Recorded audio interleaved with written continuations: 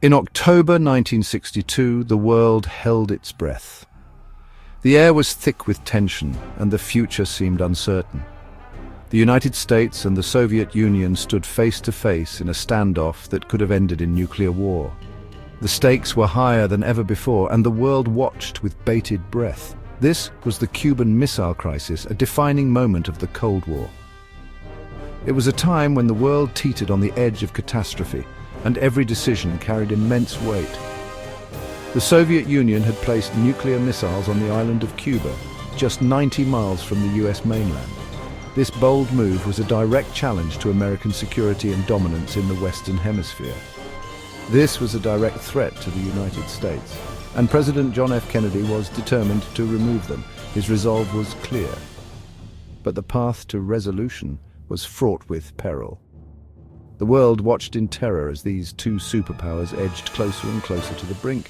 The tension was palpable, and the fear of an impending disaster loomed large. The possibility of nuclear war, once unthinkable, suddenly seemed all too real. The spectre of annihilation cast a long shadow over the globe. Families huddled around their radios, listening for any news, any sign of hope. The uncertainty was overwhelming, and the desire for peace was universal. The fate of the world hung in the balance, suspended between the forces of diplomacy and annihilation. Every diplomatic effort was a step away from the abyss, a chance to avert disaster. The weight of the crisis rested heavily on the shoulders of two men, John F. Kennedy, the young and charismatic President of the United States, and Nikita Khrushchev, the shrewd and calculating leader of the Soviet Union. Their decisions would shape the course of history. Both men understood the stakes. They knew that their actions could either lead to a peaceful resolution or plunge the world into chaos. Both men knew that a single misstep could have triggered a chain of events with unimaginable consequences. The world held its breath, hoping for a resolution that would spare humanity from the horrors of nuclear war. The Cuban Missile Crisis was a terrifying example of how quickly a conflict can escalate. In October 1962, the world held its breath as the United States and the Soviet Union stood on the brink of nuclear war. Misunderstandings and miscalculations could have easily tipped the scales from tense standoff to full-blown nuclear war. The stakes were unimaginably high, with the potential for global devastation looming over every decision. Both sides were on high alert. Military leaders and political figures were acutely aware that any misstep could lead to catastrophic consequences. Military forces around the world were placed on their highest state of readiness. Soldiers, sailors, and airmen were prepared to act at a moment's notice, knowing that their actions could determine the fate of millions. Imagine the tension in the air as American warships formed a blockade around Cuba, preventing Soviet ships from reaching the island. The world watched anxiously, aware that a single miscalculation could ignite a nuclear conflict. Imagine the fear in the eyes of pilots as they flew their nuclear-armed bombers towards their targets, ready to unleash unimaginable destruction at a moment's notice. These men carried the weight of the world on their shoulders. One wrong move, one misinterpretation of an order, one technical malfunction could have been catastrophic. The margin for error was razor-thin, and the consequences of a mistake were unthinkable. A stray radio signal, a nervous soldier, a flock of birds mistaken for enemy aircraft on a radar screen. Any of these could have set off a chain reaction leading to the launch of nuclear weapons. The world teetered on the edge of annihilation, saved only by the restraint and careful decision-making of a few key individuals. In the event of a nuclear war, major cities around the world would have been the first targets. These urban centers, bustling with life and activity, would have been transformed into epicenters of devastation. Moscow, Leningrad, Kiev, London, Paris, Berlin, New York, Washington, D.C., Los Angeles. All would have been instantly engulfed in firestorms of unimaginable ferocity. The sheer scale of destruction would have been beyond comprehension. Millions would have perished in the blink of an eye, vaporized by the intense heat and blast. The immediate aftermath would have left nothing but shadows and echoes of what once was. The bombs that detonated over these cities would have been thousands of times more powerful than the bombs dropped on Hiroshima and Nagasaki.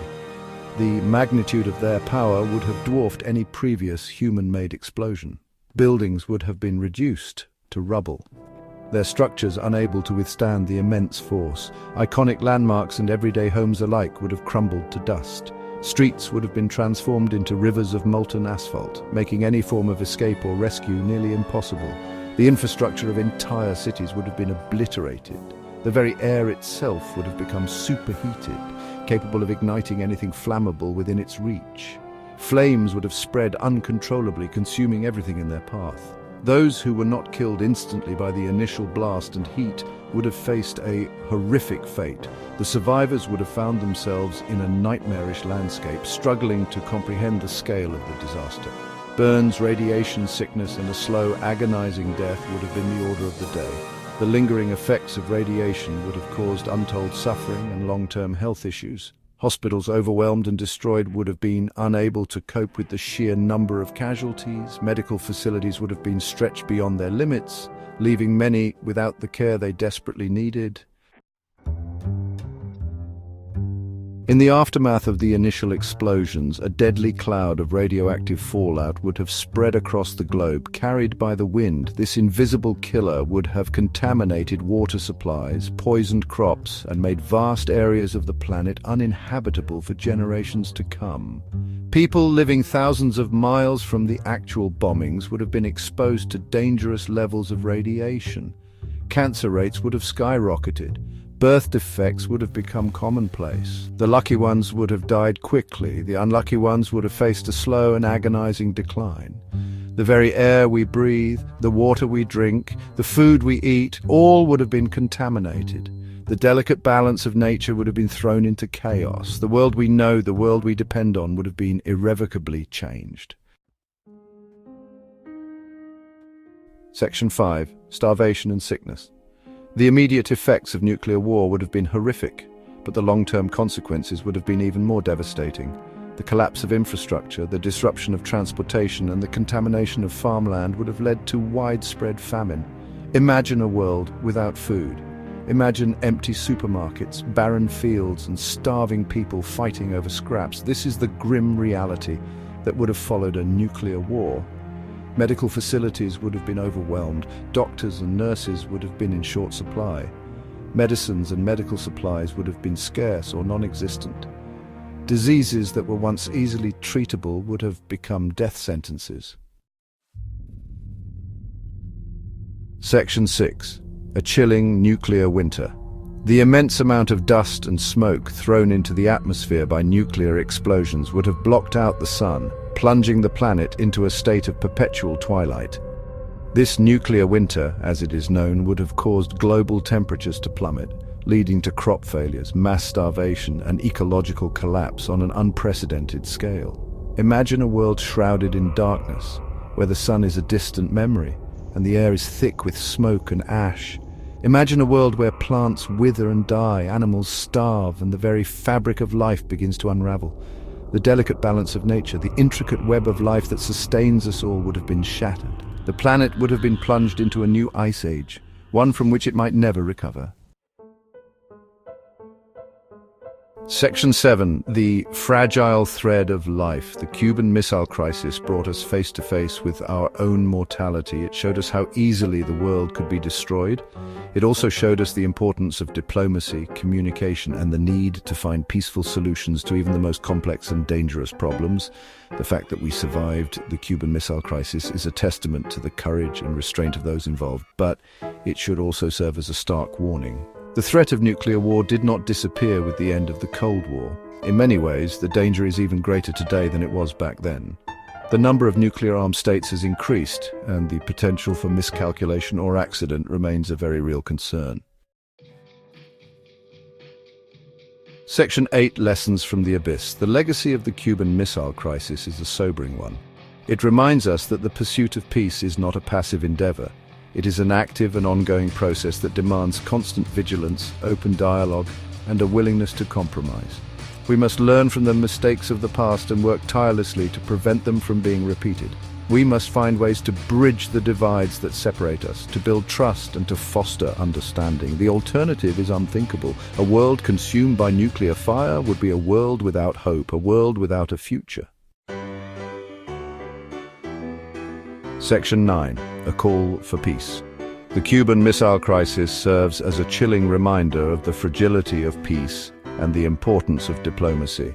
It is a story that needs to be told and retold lest we forget the lessons learned. The stakes are too high, the consequences too dire to ignore the dangers that still exist in our world today. We must continue to strive for a world free from the threat of nuclear war. This is not just a dream, it is a necessity. It is a responsibility we owe to ourselves, to our children, and to all future generations. Let us choose dialogue over destruction, cooperation over conflict, and peace over annihilation. Let us work together to ensure that the world never again comes so close to the brink.